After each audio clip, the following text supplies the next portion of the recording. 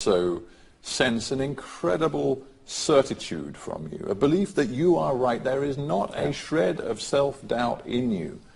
How can you reach that level of certitude about Islam, your belief that you know what Islam is?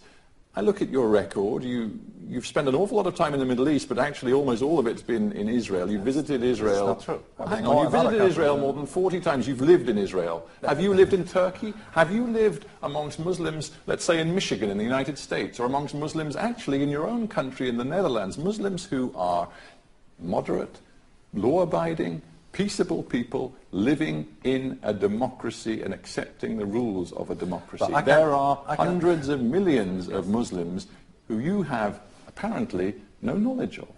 I do. I visited not only more than you think Arab and Islamic countries, like I stated before, not only my friends, indeed, though ask my friends, I'm not ashamed to say that, of Israel.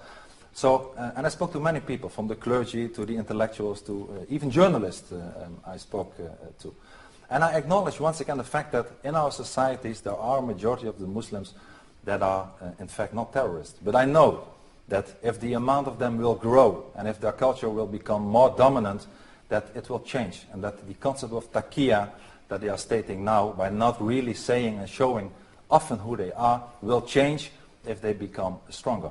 And I'm not the first one. Maybe, no, I want to emphasize one thing, because you said, how can you be so sure? I want to tell you one thing, because you are a British journalist. I remember reading a book called The River War by Winston Churchill. It was published in 1899, and Winston Churchill at that time said very clearly that Mohammedanism is a militant faith and we may lose our civilization in Europe. And unfortunately what I see today, that we have a total lack of political leadership. The leaders in Europe and in the European countries are not behaving like Churchill, they are behaving like Chamberlain, selling out with the enemy, which is Islam, selling out our culture, our identity. And I'm a politician that stands up and says, enough is enough. Islam is not part of our culture. You didn't frankly have the balls to put country before party.